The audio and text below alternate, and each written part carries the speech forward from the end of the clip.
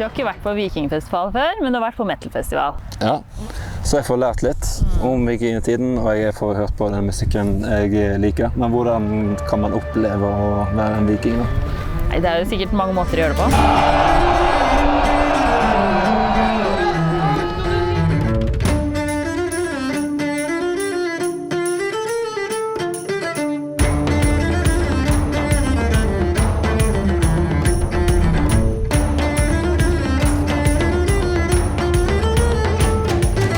Vikingmarkedet er i hvert fall spennende. Kanskje vi møter noen kule folk der. Ja. De inviterer jo til å bli med på slåsskamp på Holmgarden. Ok, og så har jeg hørt at det er et slags ritual som åpner hele festivalen. Ja, blodtinga. Ja. Det må vi teste ut. Skal vi det? Ja. Eller skal vi det? Vi får se. Welcome home!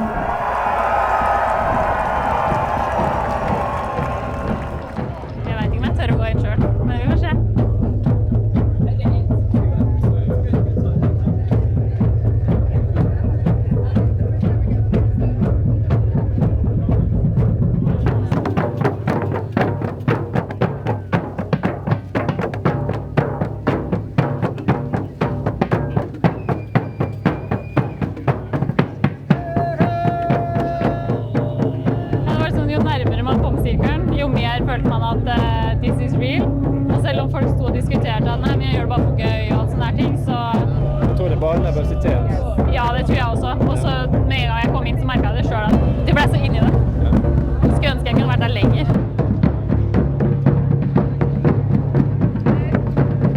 Austrian, it's called gewandet. Yeah? If you got into the clothes of the Viking. Yes, this trance thing you get into if you really get into the music. Yeah. So we saw that at the ceremony now. Yeah. People were like shaking and something like that, and we just drank our beer and were sitting in the back and yeah. But it's a cool thing. Yeah. I was there to the plot ritual. Oh, yeah. And I was screaming for Mother Nature and for Freya. Yeah.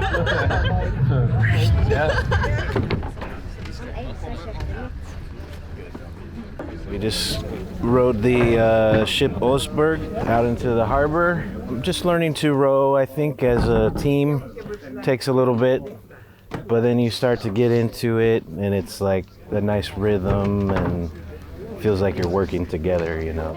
I think for me it was stepping on board the first time. It's like stepping back in time and going back to a completely different setting in history, and just hearing the sound, feeling the feel of the wood, and being able to walk on the ship and really understand what they were experiencing. Yeah, it's very powerful. Really gives you a feel and appreciation for the craftsmanship and just the skill level, the time it took, the commitment to finish something like this, you know.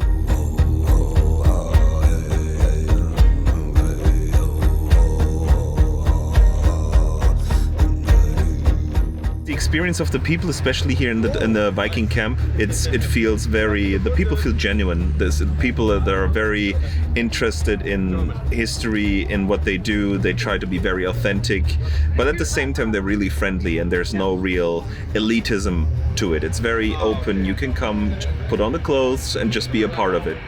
we love to come together and just it feels like a big family, always like a family meeting, and like being here in Borre, the Viking burial grounds is just a very special feeling, and I love being here because it feels like you're really grounded here.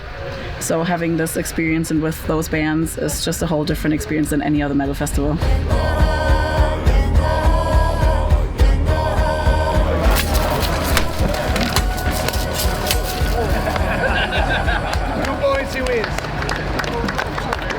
As you can see, Viking combat is pretty fast.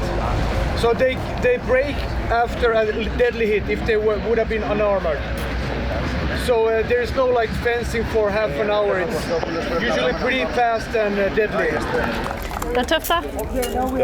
Vi skal prøve. Ja. Okay, ni bare ut av ringen.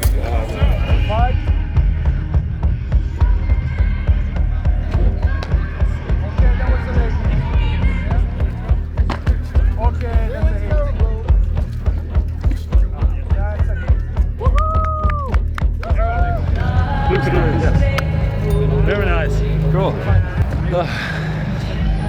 Det var kjempemoro. Men all strategi bare forsvinner ut av vinduet. Alt handler bare om å prøve å treffe først. We missed the final round. It has to be a fist fight. Se på det her, wow!